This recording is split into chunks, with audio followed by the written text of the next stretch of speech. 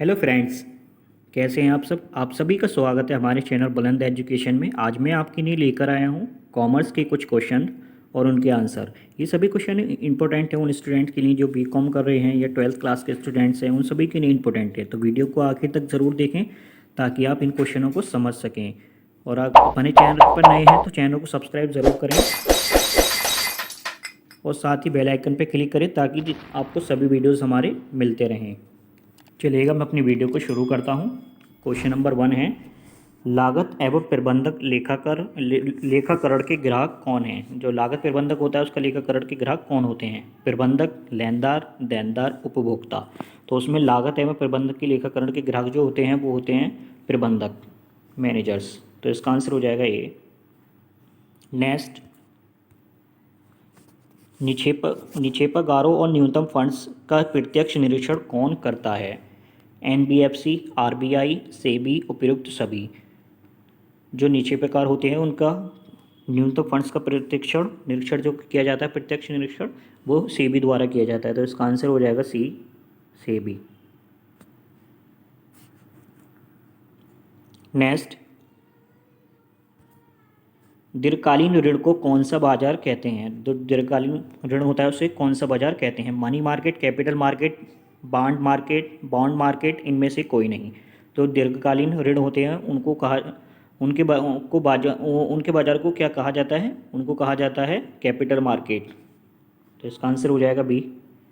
Next, प्रबंध के सिद्धांत के जन्मदाता कौन है। जो प्रबंध है उसके सिद्धांत के जन्मदाता कौन है। फ्लोमिंग, वेनवार्ड, F.W. Taylor, Henri Fayol. तो इस प्रबंध के सिद्धांत के जन्मदाता जो हैं जो हेनरी फयोल हैं। तो इसलिए इसका आंसर हो जाएगा डी, हेनरी फयोल। नेक्स्ट, भारतीय लेखांकन मानक परिषद का स्थापना किस वर्ष में हुई थी।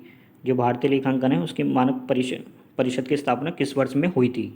तो वो जो हुई थी वो 1977 में हुई थी। तो इसका आंसर हो जाएगा डी, 1977। नेक्स्ट, यदि क्रय प्रतिफल की गणना किए गए विभिन्न भुगतानों के योग द्वारा की जाती है तो इस विधि को क्या कहते हैं।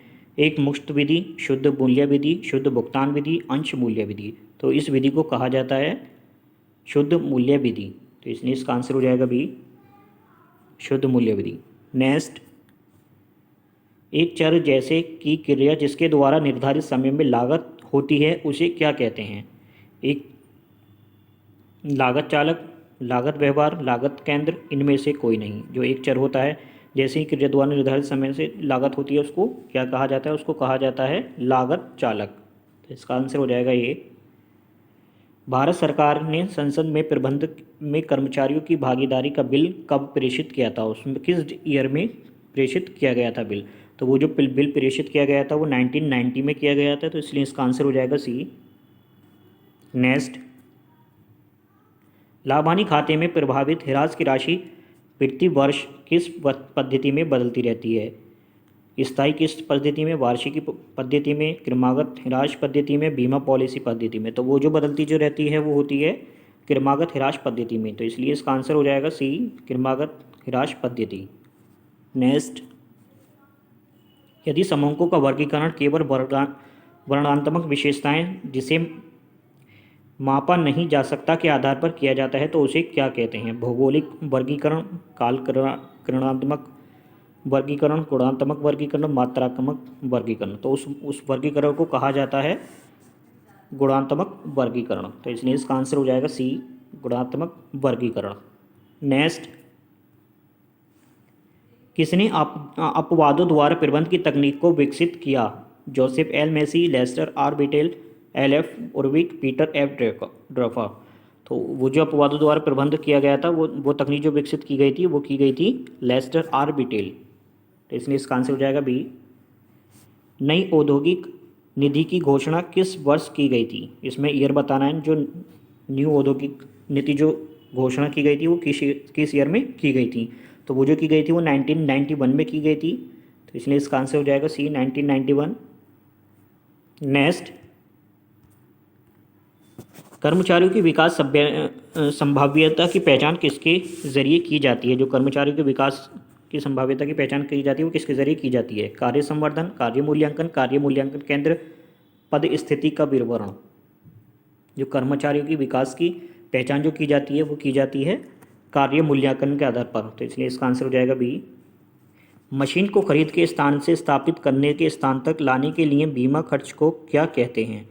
पूंजी खर्च, आगम खर्च, स्थगित आगम खर्च, उपरोक्त में से कोई नहीं। तो वो मशीन के को खरीद जब हम खरीदते हैं तो उसके जब हम चालू रूप में लेकर आते हैं, जब उसको कुछ एक्सपेंसेस होते हैं हमारे लाने के लिए, आने जाने में जो भी खर्चा होता है वो बीमा खर्च को उसको क्या कहा जाता है? तो उसको कहा जाता है पूंजी खर्च। तो इसलिए इसका आंसर हो जाएगा ए। नेक्स्ट, कौन सी पद्धति मुद्रा का समय मूल्य पर विचार नहीं करती? कौन सी पद्धति ऐसी है जो समय मूल्य पर विचार नहीं करती है? शुद्ध वर्तमान मूल्य, आंतरिक प्रत्याय मूल्य, औसत प्रत्याय दर, लाभ सूचकांक। तो वो जो पद्धति है वो होती है औसत प्रत्याय दर। इसलिए इसका आंसर हो जाएगा सी। प्रतियोगी की योजना को मद्देनजर रखते हुए बनाई योजना क्या कहलाती है? नीति, क्रियाविधि, व्यूहरचना, गुप्त योजना। तो वो जो योजना कहलाती है वो कहलाती है व्यूहरचना, सी। नेक्स्ट, विपणन मिश्रण अभिव्यक्ति का सर्जन किसने किया? Henry Fayol, James Culliton, Peter Drucker, Abraham Maslow. वो जो किया गया था विपणन मिश्रण का सृजन जो किया था वो किया था जेम्स कुलिटन ने, बी। नेक्स्ट, प्रबंध में मानव संबंध दृष्टिकोण को किस विचारक से संबंधित है? जो प्रबंध मानव है वो किससे संबंधित है? Abraham Maslow, Peter F Drucker, Elton Mayo, Herzberg. तो वो जो संबंधित है वो है पीटर एफ ड्रकर से। तो इसलिए इसका आंसर हो जाएगा बी। नेक्स्ट, भारत में व्यापारिक बैंकों को चालू करने के लिए लाइसेंस कौन देता है? भारत सरकार, वित्त मंत्रालय, reserve bank of India, banking company अधिनियम 1992। तो भारत में व्यापारिक बैंकों को चालू करने के लिए लाइसेंस जो देता है वो दिया जाता है रिजर्व बैंक ऑफ इंडिया के द्वारा। तो इसका आंसर हो जाएगा सी।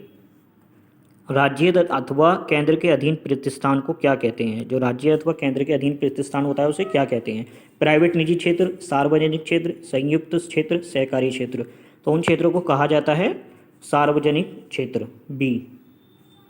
नेक्स्ट, कार्य का नाम, कार्यस्थल, सारांश, कार्य उपयोग में लाई गई सामग्रियों, कार्य दशाओं आदि मदों को अंतर्वृष्ट करने वाले विवरण को क्या कहा जाता है? कार्य निर्देशन, कार्य मूल्यांकन, कार्य विवरण, कार्य विश्लेषण। तो वो जो कहा जाता है उसको कहा जाता है कार्य विवरण, सी। साखपत्र, गारंटी, वायदा, संविदा आदि किसके अंतर्गत आते हैं? साखपत्र, गारंटी, वायदा किसके अंतर्गत आते हैं? बैंक की देयताओं, बैंक की हस्तियों, बैंक की विदेश विनिमय मदों, बैंक की तुलन पत्र से हटकर अन्य मदें। तो साखपत्र जो होते हैं वो किसके अंदर आते हैं? ये सब आते हैं बैंक की तुलन पत्र से हटकर अन्य मदों में, डी। नेक्स्ट, जब किसी व्यवसाय को किया जाता है तो लिए गए दायित्वों को हटाने के बाद बची कुल संपत्तियों के मूल्य से अधिक भुगतान राशि को क्या कहा जाता है? अंश अधिक मूल्य, ख्याति, विनियोजित पूंजी, कार्यशील पूंजी। तो वो जो व्यवसाय होता है उसको कहा जाता है मूल्य से जब उसे हटा दिया जाता है तो उसे कहा जाता है ख्याति, गुडविल, बी। मैट्रिक्स संगठन संरचना निश्चित रूप से किस सिद्धांत का अतिक्रमण है? आदेश की एकता, स्केनल चेन, दिशा की एकता, श्रम विभाजन। जो मैट्रिक्स संगठन है उसके निश्चित सिद्धांत का अतिक्रमण कौन है? तो वो जो है आदेश की एकता, ए। नेक्स्ट, भविष्य की हानियों के लिए पर्याप्त प्रावधान रखें लेकिन भविष्य के लाभों का पुनर्नुमान ना करें, यह कथन किस अवधारणा पर आधारित है? मिलान, उद्देश्यात्मक, रूढ़िवादिता, भौतिकता। वो जो ये जो कथन है ये इसके ऊपर आधारित है, रूढ़िवादिता के ऊपर। इसका आंसर हो जाएगा सी, रूढ़िवादिता। एक फर्म के विघटन होने पर भागीदारी द्वारा लाभ अथवा हानि का बंटवारा किस अनुपात में होता है? बराबर, उनके पूंजी संतुलन के अनुपात में, लाभ बांटने के अनुपात में, गार्नर बनाम मरेवाद में बताए गए अनुपात में। तो वो जो किया जाता है बंटवारा उसमें वो गार्नर बनाम मरेवाद जो बताए अनुपात में बताए गए हैं नियम उसके अंतर्गत में किया जाता है, गार्नर बनाम मरेवाद में। तो इसलिए इसका आंसर हो जाएगा टी। नेक्स्ट, किसी फर्म के चालू वर्ष के वित्तीय विवरण पत्रों का उसी फर्म के पिछले वर्ष के निष्पादन से तुलना को क्या कहा जाता है? प्रवृत्ति विश्लेषण, क्षेत्रीय विश्लेषण, अंतरा फर्म तुलना, उपयुक्त सभी। तो वो जो कहा जाता है उसे, इन सभी को कहा जाता है, चारों को। तो इसलिए इसका आंसर हो जाएगा डी, उपरोक्त सभी। विस्तृत किस्म की वस्तुओं का उत्पादन विक्रय विक्रय करने वाली फर्में सामान्यतः क्या अपनाती हैं? लागत, धन मूल्यन, सीमांत मूल्यन, मंथन मूल्यन, उत्पाद श्रेणी मूल्यन। विस्तृत किस्म की वस्तुएं जो होती हैं सामान्यतः कौन सी विक्रय करने के लिए कौन फर्में क्या चीज कौन सी नीति अपनाती हैं इनमें से? तो इनमें से वो जो अपनाती हैं वो अपनाती हैं उत्पाद श्रेणी मूल्यन, डी। नेक्स्ट, भारत सरकार ने पहली बार किस वर्ष में निर्यात आयात नीति की घोषणा की थी? वेरी इंपॉर्टेंट क्वेश्चन है। 1977, 1985, 1988, 1990। तो वो जो घोषणा की गई थी वो किस ईयर में की गई थी? वो जो की गई थी वो 1985 में की गई थी, बी। विज्ञापन पर किया गया खर्चा जिसका प्रभाव आगामी 3.4 वर्ष तक संभावित है क्या कहलाता है? पूंजीगत व्यय, आयगत व्यय, विलंबित आय व्यय, विलंबित पूंजीगत व्यय। तो वो खर्चा जो कहलाता है वो कहलाता है विलंबित आयगत व्यय, सी।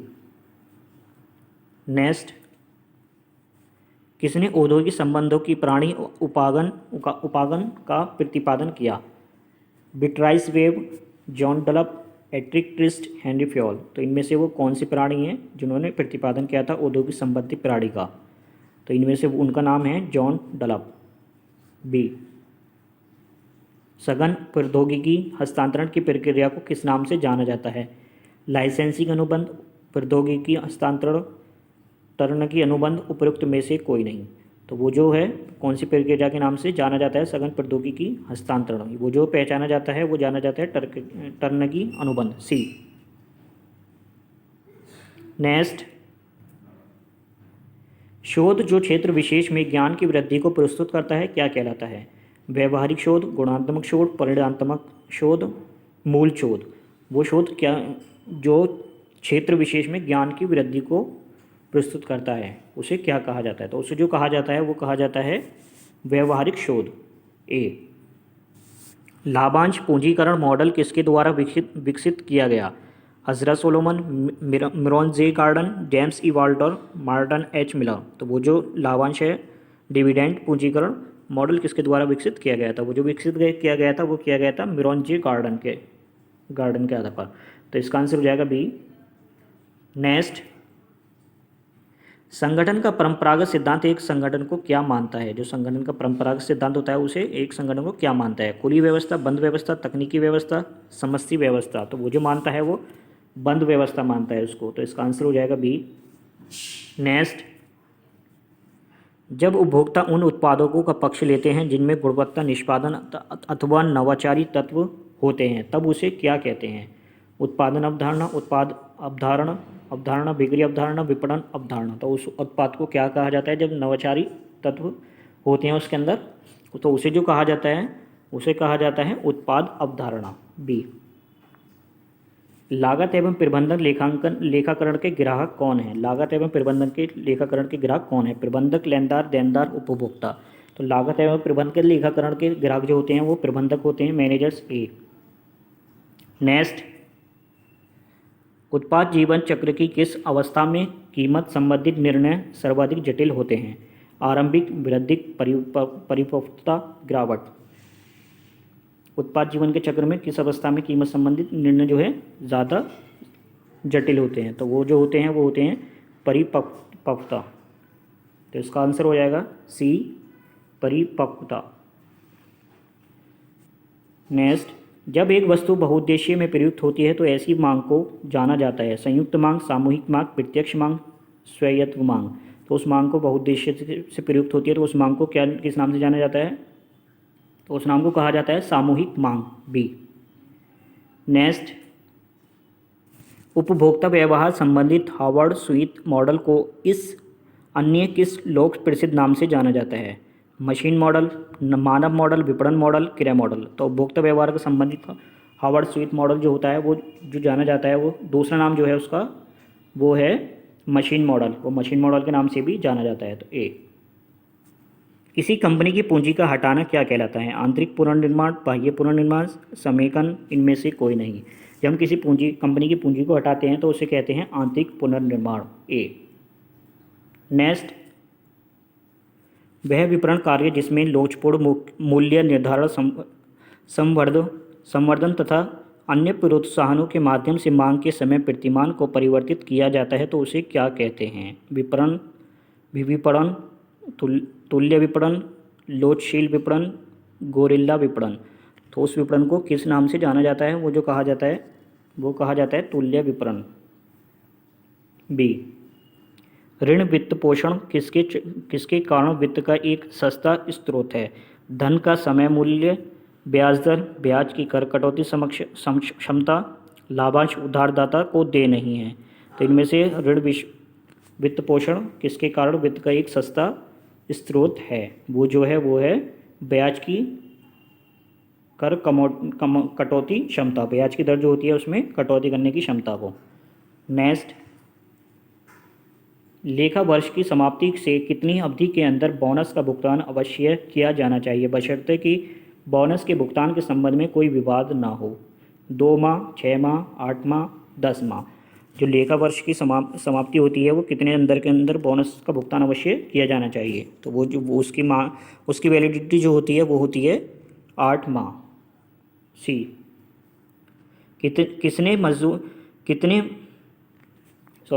किसने मजदूरी अधिवेश मूल्य सिद्धांत का प्रतिपादन किया? David Ricardo, Karl Marx, Adam Smith, F.A. Walker. तो किसने किया था मजदूर अधिवेशन का मूल्य के सिद्धांत का प्रतिपादन? उनका नाम है कार्ल मार्क्स। तो बी। नेक्स्ट, एक फर्म जो कि बड़ी संख्या में उत्पाद बना रही है वह कौन सी मूल्य निर्धारण रणनीति अपनाएगी? लागतों पर ही कीमत निर्धारण, विविधेव कीमत निर्धारण, उत्पादनानुसार कीमत निर्धारण, कीमत नेतृत्व। तो वो जो अपनाती है एक रणनीति जो अपनाती है, एक बड़ी संख्या में उत्पाद बना रही है जो कंपनी, वो रणनीति जो अपनाती है वो अपनाती है उत्पादनानुसार कीमत निर्धारण। सी। पिरकट वरीयता का सिद्धांत किसने प्रतिपादित किया था? A. Marshall, P.F. Drucker, Paul Samuelson, J.R. Hicks. जो पिरकट वरीयता का सिद्धांत है वो किसने पादित किया था? वो जो पादित किया गया था वो किसके द्वारा किया गया था? पॉल सैमुअल्सन के द्वारा पारित किया गया था। सी। नेक्स्ट, एक पूर्ण प्रतियोगी बाजार अल्पकाल में संतुलन की अवस्था में कब होगा? MC equal AC, MC equal MR, MC equal 0, इनमें से कोई नहीं। तो एक पूर्ण प्रतियोगी बाजार अल्पकाल में संतुलित अवस्था में होता है। कब होता है? वो होता है MC इक्वल MR। तो इसलिए इसका आंसर हो जाएगा B, MC equal MR। Budget की वह अवधारणा जिसमें स्तरों को आधार से कम करना पड़ता है उसे क्या कहते हैं? लचकदार बजट, कुल budget, master budget, zero base budget. तो उस बजट को क्या कहा जाता है जिसके आधार पर कम करना पड़ता है उसे क्या कहते हैं? बजट की अवधारणा को कम करना पड़ता है उसको क्या कहा जाता है? उसको कहा जाता है मास्टर बजट। सी। नेक्स्ट, ऋण पत्रों के भुगतान पर दिया जाने वाला प्रीमियम क्या होता है? जो ऋण पत्रों के भुगतान पर प्रीमियम दिया जाता है उसे क्या कहा जाता है? व्यक्तिगत खाता, वास्तविक खाता, नाममात्र खाता, इनमें से कोई नहीं। तो उसमें से इनमें से क्या करा जाता है? उसे ऋण पत्रों के भुगतान पर जब दिए जाने वाला प्रीमियम होता है तो वो क्या कहलाता है? व्यक्तिगत खाता। गाइज, ये 50 क्वेश्चन थे जो मैं आज आपके लिए लेकर आया था। इंपॉर्टेंट क्वेश्चन थे। आपको कैसे लगे क्वेश्चंस आप कमेंट्स में बता सकते हैं, और आप हमारे चैनल पर नए हैं तो चैनल को सब्सक्राइब ज़रूर करिएगा। Thank you so much watching my videos. Thank you.